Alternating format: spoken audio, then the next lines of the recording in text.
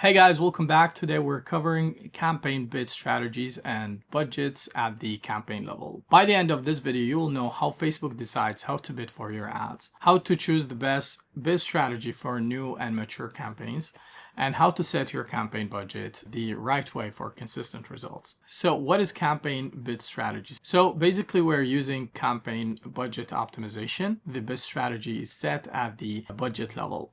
So in simple terms, campaign bid strategy tells Facebook how to bid for your ads in the auction. Think of it like this. Facebook is competing to show your ads to the right people. So the bid strategy is how aggressive or conservative Facebook should be when spending your money to get results. So number one here is the highest volume, get the most results for your budget. So what this does is Facebook tries to get you as many results as possible with your budget. And this is best for new campaigns, testing new audiences, or ads. So why choose this one is because it's simple, automatic, and lets Facebook learn naturally. So for example, you spend $10 per day, Facebook will automatically show your ad to the people most likely to take your desired action. So like purchase or sign up, which means getting the most results possible. So number two here is cost per result goal. So what it does, Facebook tries to keep your cost per result around a set number while still getting as many results as possible. So for example, you want purchases at $20 each.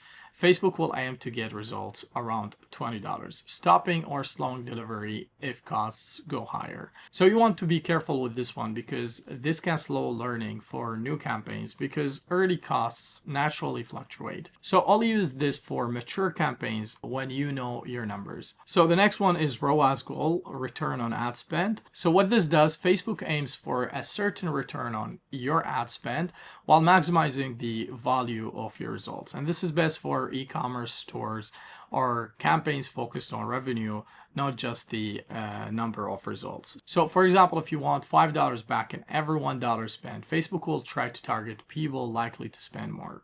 So other options and bid cap. Bid cap is a stricter version of cost per result goal. So what this does, Facebook stops bidding if it thinks the cost will go above your set cap. So you want to be careful also here because it's very restrictive. New campaigns might not deliver at all. And this is also only for mature campaigns. So the key takeaway here for you is use high volume, and this is the default and recommended for new campaigns.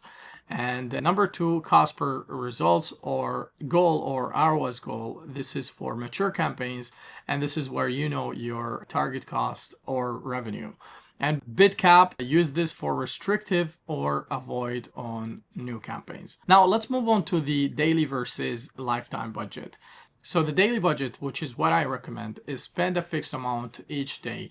Why is that? Because consistency means Facebook learns faster, and which means better long-term results. And this allows one long running campaign instead of many short ones. The next one is lifetime budget, and this is not recommended. So what this does is you spend a set total over a period of time. And the problem with that is when you use a lifetime budget is the last day or two, your budget can get wasted. And this is just how Facebook does it. The last day or two of your budget is just kind of wasted. And the second problem here is constantly ending or starting campaigns. And this messes with Facebook learning. So the key takeaway here and what you want to focus on is use daily budget, and this is simpler and more reliable and for better learning as well. So now let's talk about how much to spend when starting. When starting a campaign, you need to decide how much money to spend per day. This is your starting budget. So here's the easiest way to think about it.